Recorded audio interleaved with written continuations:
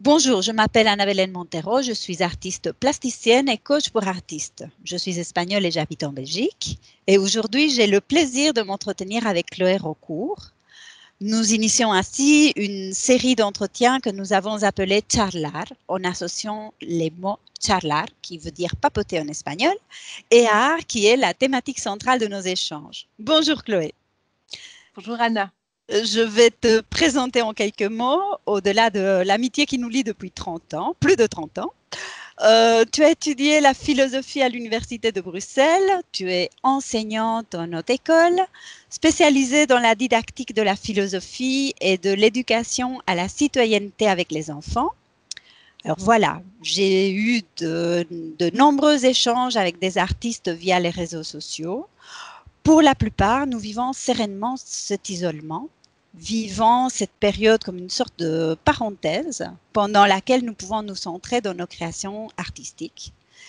Et pourtant, face à cette crise sans précédent, certaines et certains ressentent une certaine impuissance. Ce sentiment amène un questionnement sur le rôle de l'art, sur sa possible utilité, puisque en effet, nous sommes dans notre bulle, bien à l'abri, alors que dehors, les besoins sont énormes et que beaucoup de gens souffrent. Alors, je te remercie d'avoir accepté ce dialogue dont la seule motivation est l'envie de partager et d'apporter des pistes de réflexion, bien sûr, en cette période de confinement, mais aussi pour l'après-confinement. Écoute, moi je propose de partir d'une citation de Lewis Carroll dans Alice au pays des merveilles.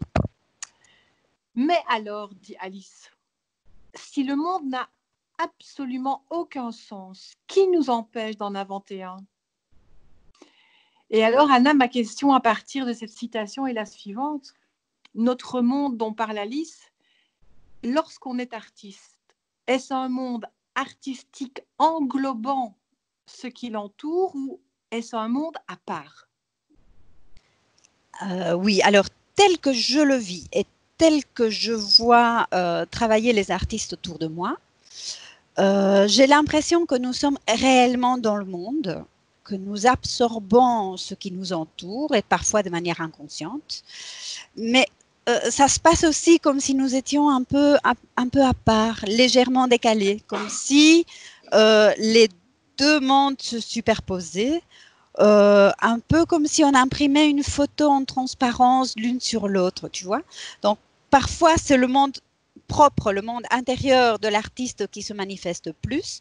Et parfois, le curseur est mis plutôt sur le monde réel.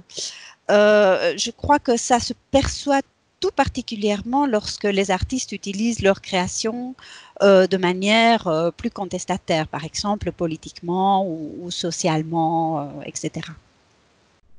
Et selon toi, en temps normal, qu'est-ce qui donne sens au monde artistique? Et puis surtout, qu'est-ce qu'il en est pour toi? Alors c'est difficile à dire parce que je suppose que nous avons toutes et tous besoin de sens, mais honnêtement, c'est pas comme ça que je me pose la question. La création artistique pour moi est un besoin absolument nécessaire pour mon équilibre tant physique que psychologique. C'est quelque chose qui trouve sa racine dans autre chose, dans quelque chose qui est plus intuitif et sensible. Alors, bien sûr, la question du sens se pose, surtout après, en fait, le moment de création. Et aussi, surtout, lorsque je me pose la question d'une exposition ou d'un partage de mon travail. Parce que j'ai l'impression que pour moi, le sens de ma pratique artistique réside dans le fait qu'elle témoigne de mes tentatives pour comprendre le monde et pour me comprendre en interaction avec le monde, en fait. Mais je crois en réalité que chacune, chacun donne un sens différent à sa pratique artistique en fonction de son histoire, de ses valeurs, de sa culture, etc. Et d'ailleurs, une question me vient à l'esprit. Pourquoi est-ce que nous avons besoin de sens? La question. Donc, pourquoi est-ce qu'on a besoin de sens? Sans doute parce que nous sommes des êtres vivants, mais des êtres vivants dotés d'une pensée. Une pensée par laquelle nous prenons un jour conscience de notre propre existence. Et en prenant conscience de notre propre existence, on se retrouve face à cette chose qui est incontournable et qui est la mort. On vit et un jour on va mourir. Donc on se retrouve face à cette finitude de l'existence humaine. Du coup, la pensée, elle va nous permettre de tenter de comprendre. Comprendre quoi? Le monde, pourquoi le monde? L'existence, pourquoi l'existence? Et puis pourquoi aussi tout ce qui nous arrive? Tout ce qui nous arrive de façon subie ou de façon choisie, volontairement si tu veux. Bon, ceci dit, tous les êtres humains ne vont pas rechercher le sens de la même manière, ni même avec la même nécessité, j'ai envie de dire. Il y en a certains qui vont être en vie, être dans leur vie, un petit peu comme dans une barque. Et le courant des événements, des idées va les emporter. Et ils se laissent emporter. Puis il y en a d'autres qui vont, dans cette vie, essayer de comprendre plus, de manœuvrer la barque, d'aller là où ils ont envie d'aller avec cette barque. Et ça, c'est relatif. Mais tu viens de le dire, hein, c'est relatif aux gens. Les Grecs de l'Antiquité, ils appelaient ça le télos. Télos, ça veut dire la finalité de l'existence. Et donc, le télos de ton monde artistique, ce serait quoi? Alors, depuis plusieurs décennies, on était surtout influencé par une vision, je pense, plutôt intellectuelle du sens. C'était ça qui était mis en avant par les milieux de l'art contemporain. Une vision qui parfois méprisait l'émotion, l'essence, peut-être parce qu'on attribuait à cela un caractère un peu trop populaire ou pas très digne. Honnêtement, je ne sais pas très bien, mais c'était comme ça. Mais d'après moi, ça change. C'est en train de changer. Je vois beaucoup de jeunes artistes, créateurs, créatrices, et aussi de moins jeunes, il faut le dire, qui sont intéressés par l'expérience perceptive et émotionnelle que les spectateurs ressentent quand ils sont confrontés aux œuvres d'art. Alors, leur démarche artistique est différente, évidemment.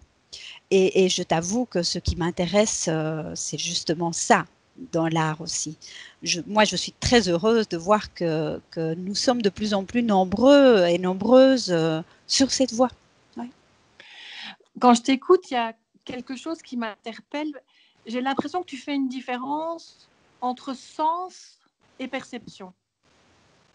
Mais est-ce que tu penses que le sens est uniquement pensé et que ce sens ne peut pas jamais émaner du perçu?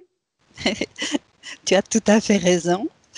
C'est très curieux parce que c'est vrai que nous parlons en général des 5 sens physiques. Donc, des 5 sens, ça parle des perceptions, de nos perceptions, c'est lié à nos perceptions. Alors que quand nous disons que quelque chose a du sens ou que ça n'en a pas, moi je pense en tout cas qu'on parle d'autre chose. Alors, ce que je comprends et ce que je vis, c'est que le sens est plus dans une cohérence entre ma réflexion, c'est-à-dire mais pourquoi, ou mais pourquoi faire, ou, voilà, mes émotions et mes perceptions. Donc, un lien aligné, en fait. C'est comme si ça devait être aligné. Donc, entre le mental, l'émotion et les actes, les actions. Et aussi la matérialité au niveau des sensations. Et donc, pour moi, c'est important, c'est essentiel que ce soit aligné pour pouvoir comprendre le sens des choses ou des situations. Lorsque ce n'est pas aligné, pour moi, ça manque de cohérence. Donc, ça me semble manquer de sens à ce moment-là. Alors, en début d'entretien, on parlait de ce qu'on est en train de vivre tous pour le moment, ce confinement qui nous perturbe. Et à ton avis, pourquoi est-ce qu'en ces temps perturbés, le monde artistique perd aux yeux de certains de son sens? Est-ce que tu as perçu la trace de cette perte de sens artistique chez certains artistes? Est-ce que c'est le cas pour toutes les formes d'art? Oui, justement, je faisais référence à ça tout à l'heure, parce que ce que j'ai vu et entendu, ce sont les commentaires d'artistes qui se demandaient à quoi ça sert de créer. La situation est vraiment telle qu'on est dans une situation de grande incertitude. Mais je pense que c'est de toute façon une question que l'on se pose toutes et tous de temps à autre. Je crois qu'on trouve différentes réponses selon les contextes. Et qu'aujourd'hui, dans ce contexte de confinement, d'angoisse, l'art peut paraître inutile, voire futile aux yeux de certains. Et pour beaucoup, il a pu apparaître comme ayant perdu son sens. Mais pour moi, le sens peut résider, bien entendu, ailleurs que dans l'utilité. D'ailleurs, enfin, je pense que c'est souvent le cas. Mais face à l'urgence, et étant donné que nous sommes des êtres humains normaux, et oui, nous sommes des êtres humains, les artistes, même si parfois on nous regarde un peu de loin comme ça, comme étant des extravagants, je pense que l'action et le besoin de se sentir utile l'emportent. Ça pose la question, évidemment, une question à laquelle on n'a pas répondu depuis des siècles. Est-ce que l'art doit être utile? Est-ce qu'il a une fonction? Est-ce que, comme certains penseurs l'ont affirmé, la seule fonction de l'art est l'art lui-même?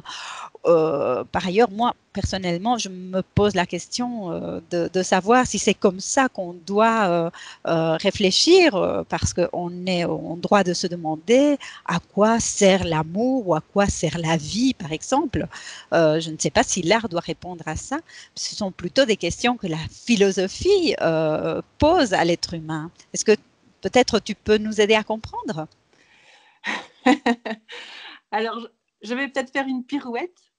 Mais ça me fait penser à l'Ouroboros. Tu sais, cette représentation d'un serpent-dragon qui se mord la queue. Oui, je vois. Oui. Parce qu'avec cette question que tu poses, est-ce que ce sont des questions que pose la philosophie? On retombe immanquablement sur la question du sens.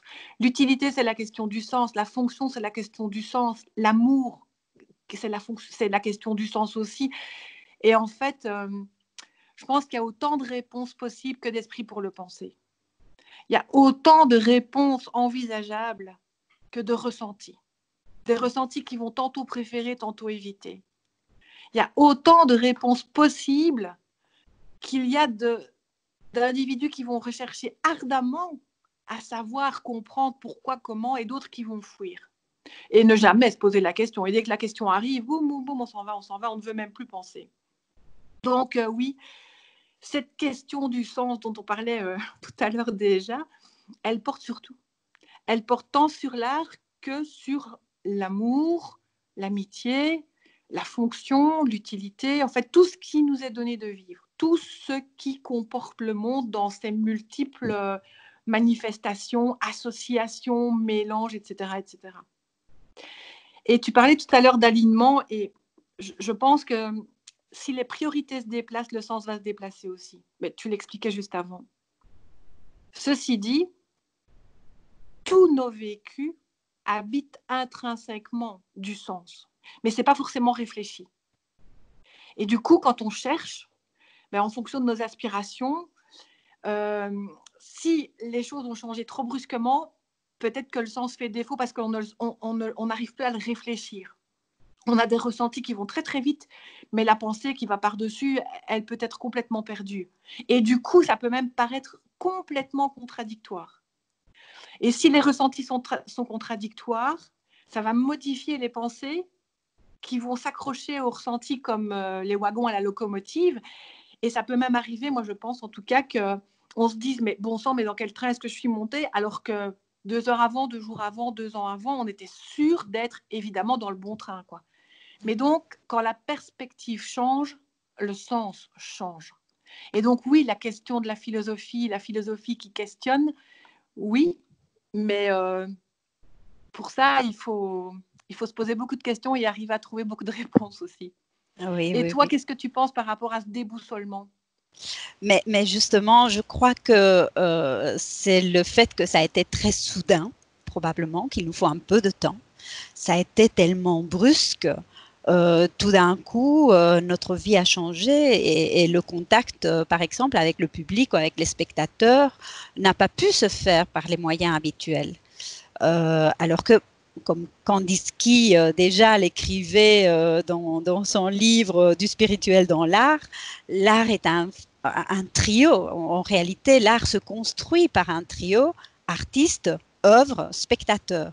Et ce trio-là est forcément perturbé en période de confinement, puisque on doit trouver des moyens nouveaux. On doit essayer de mettre en avant notre créativité pour trouver de nouvelles façons de contacter le spectateur ou l'auditeur ou le lecteur, etc. Ouais. Revenons à Lewis Carroll et à Alice au Pays des Merveilles. Donc Alice dit, si le monde n'a aucun sens, qu'est-ce qui nous empêche de lui en inventer un? Comment est-ce que tu interprètes la question d'Alice? Est-ce que tu es d'accord? Est-ce que c'est à chacun d'inventer le sens de son monde, surtout si on vient de le perdre tout à coup? Oui. Je crois que nous sommes en plein dans une reconsidération du sens, voire même dans l'invention de nouveaux sens, peut-être. Parce que lorsque nous perdons nos repères, nous sommes déboussolés un temps. C'est ce que je pense qu'on a vécu tout au début de ce confinement. Mais je vois, comme je disais tout à l'heure, notre créativité, surtout la résilience de tout un chacun, tout un chacune qui se met à l'œuvre. Alors, on invente, on teste, on réfléchit, on échange beaucoup. Et je pense que si cela devait durer, on irait encore plus loin, certainement même en réinventant les codes de l'art. Ouais. Mais d'ailleurs, puisque la philosophie pose la question du sens, est-ce que la philosophie peut nous aider à trouver du sens en nous donnant des outils? Et si oui, justement, quels sont-ils? Est-ce qu'ils pourraient être utilisés dans le contexte de la création artistique? Ah oui, bien sûr. On peut lire les auteurs. Il y en a énormément. Il y en a énormément qui ont réfléchi à propos de l'art. Et on va trouver chez certains l'explication qui va faire écho à ce que l'on recherche soi-même en termes de sens, en termes de compréhension. On va certainement trouver ce qui correspond à qui on est, à ce qu'on poursuit de manière réfléchie ou non réfléchie. Mais trouver la réponse, sans doute pas. Parce que justement, il y a cette relativité dont on parlait tout à l'heure. Donc oui, la philosophie peut éclairer. Mais il n'y a pas que la philosophie qui peut éclairer. Parce qu'on peut trouver du sens en lisant Kandinsky dont tu parlais plus haut. On peut aussi lire un roman et il y a un passage qui va tout à coup nous faire sens, comme on dit. On peut aussi lire les écrits sociologiques, les écrits psychologiques, bref. Chaque fois qu'il y a de l'écriture, ça signifie que quelqu'un a pris la peine de consigner ses pensées, sa compréhension, une explication. Donc oui, la philosophie peut aider, mais elle n'est pas la seule. Même si quand même, le propre de la philosophie, alors là je vais prendre une citation d'Hegel. Hegel dit que la philosophie, c'est la compréhension du présent et du réel, ce qui saisit son temps par la pensée. Ça, c'est le propre de la philosophie. En parlant de présent et de réel, si tu étais Alice au Pays des Merveilles, quel conseil donnerais-tu aujourd'hui à tous ces artistes qui sont en perte de sens? Bah écoute, je m'inclus. Si j'étais Alice, je nous dirais d'oser suivre le lièvre de Mars, qui justement accompagne toujours le chapelier fou. Et ça m'a toujours interpellée, cette association avec la folie du chapelier et le lièvre qui permet justement à Alice de passer dans cet autre monde. Voilà, merci beaucoup Chloé. On va terminer avec ça. Voilà, merci pour cette papote, comme on disait, si riche pour ces questionnements. Je me réjouis déjà de nos prochaines conversations sur l'art, sur la créativité, sur le sens, etc. On partagera tout cela sur cette chaîne YouTube. Alors, aux auditeurs, aux spectateurs, merci beaucoup. N'hésitez pas à commenter, à nous envoyer vos commentaires, à partager si vous avez aimé.